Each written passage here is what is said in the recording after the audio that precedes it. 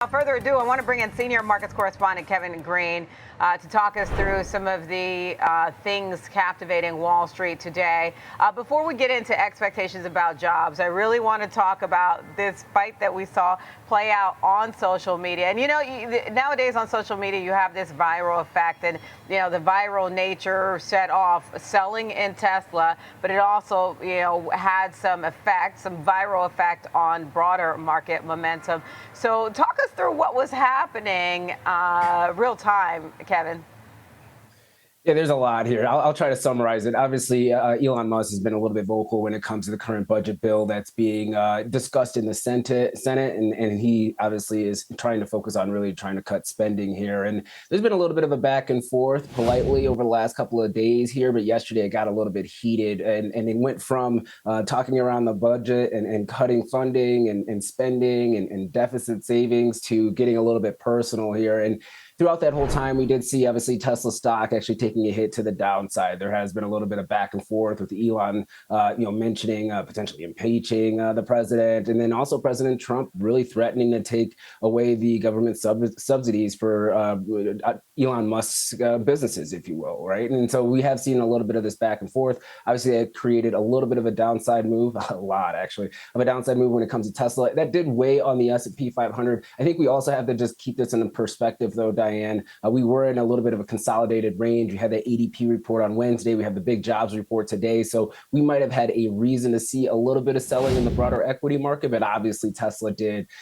drag us down here a little bit. Now, you talked about some of this optimism. Tesla's up around 4.6% earlier this morning. There were early reports that a call was actually being scheduled between President Trump and Elon Musk, but the White House actually did just make a statement about 5 minutes ago that there is no plan for a call this morning between the two here. So it seems like we're continuing to get that news flow. It's kind of gyrating these markets here, but I think we probably need to be focused on the jobs report, and this spat going back and forth between Elon Musk and Donald Trump obviously is going to capture headlines here. But at the end of the day, they're two grown men that are billionaires that probably will work it out at the end of the day. And I think that's probably what the market is really trying to have some optimism around, especially when you're looking at Tesla shares, which once again are up around 4.6%, trying to retrace some of those losses from yesterday. Yeah, it certainly seems like they are trying to retrace some of those losses, as you mentioned here.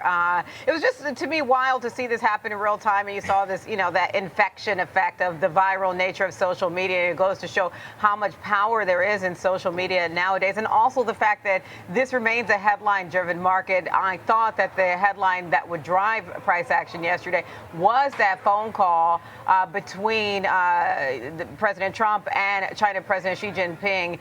It seemed like that didn't matter as much yesterday. Is that accurate? Yeah, we did see a little bit of a pop. So if you're looking at the intraday action after that call, we saw the S&P 500 up about 0.4%. You would have thought that we would have seen maybe a little bit more of an aggressive action to the upside here, but we are hitting a key area of resistance at that 6,000 level. But the market, I think, is also waiting on China to kind of confirm maybe some of President Trump's comments yesterday in the Oval Office, where they have a deal. Rare earth minerals will kind of flow back to the United States from China. We have not received that confirmation from them yet. So we only have really one side of the story. We really do not have the other side of the story here when it comes to the specifics. And I think the market really wants to see that because we have seen fake outs before, especially when you're looking at Trump 1.0. China has made a lot of commitments, but failed to kind of follow through here. And I think the market's just waiting on that. But once again, we're at a key level of resistance. We had a bad ADP report that's kind of putting into question maybe the labor market. The market's kind of on hold right now until we get this report at the bottom of the hour here. And then I believe that Tesla spat, if you will, the Elon Trump spat, really just gave us a catalyst to maybe de-risk a little bit, rather it being the whole catalyst for that move to the downside. So we have a lot going on. It's been quiet for pretty much the better part of this week. Now it's kind of heating up a bit. Okay, I'll get to the discussion of jobs in just a moment, KG, but let's talk a little bit about one mover that we're watching. Broadcom shares under some pressure. Can you take us through some of your takeaways from their latest earnings? Yeah, you're seeing the shares down about 2.4%. Not a bad reaction post this report here. And actually, you did not see anything that was really negative. It just is probably a little bit more of a higher bar of a beat and raise when it comes to guidance moving forward, rather than what was actually reported in this current quarter. Revenue came in at $15 billion. Right in line with the street's expectations. That's around a 20% growth on a year-over-year basis. And the adjusted earnings per share came in at $1.58. Street was looking for $1.56. Net income also increased by 134% on a year-over-year basis. So you're obviously seeing the impact of artificial intelligence hitting their business here in a positive way. When you're looking at the guidance moving forward, once again, for the most part in line, Q3 revenue guide sitting at around $15.8 billion. Pretty much in line with the street's expectations. And AI revenue is expected to grow throughout fiscal year 2026. So it was a good report, but we did not see a massive beat and raise like we have seen in the past. And it's a little bit different when you're looking at the reaction for Broadcom now because of the stock split. So in the past, it was trading at such a high level that it was really easier to kind of push prices to the upside or downside post earnings. But now post the split, a little bit harder to do so in a similar fashion. So overall, they're still seeing demand, maybe a little bit cautious when it comes to the guide. Maybe the street wanted to see a little bit more, but 2.4% to the downside, not that bad of a reaction given the run that we've seen the stock have over the last couple of months. That's fair. Not that bad of a reaction. I want to go back to the point you were making about the ADP report. We're getting ready to get the all-important monthly payrolls number from the government in about 20 minutes from now or so. Talk to us about the expectation here, KG. Yeah, so the market's going to be looking at two things. Obviously, the non-farm employment change number, which the market is expecting around 126,000 jobs being added for the month. Now, that's actually a little bit of a revision, a 4,000 job revision to the downside post that ADP report. So the market has brought in their expectations here a little bit. Average hourly earnings, the expectations sitting around 0.3%.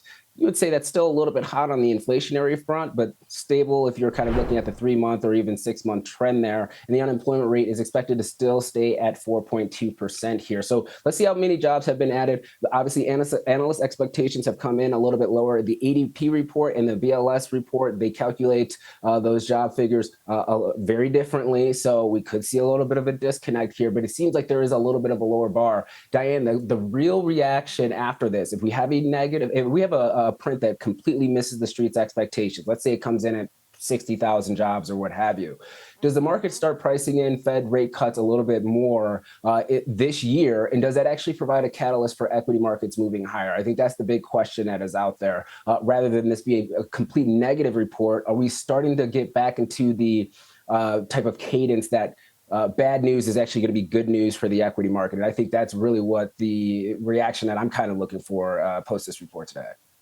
That's a great point. I mean, and if it came in at 60,000, that would be, about half of what the street is looking for. I mean, give or take that, depending on which estimates we're looking at. All right, KG, also really quickly, 30 seconds on what targets you're looking for on the S&P 500. I know we flirted with 6,000 before losing, or close to 6,000 before losing ground yesterday. What's the target to the upside and to the downside?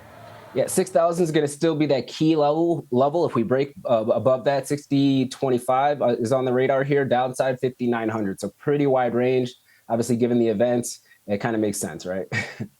All right. Thank you, KG. That's our Kevin Green, Senior Markets Correspondent.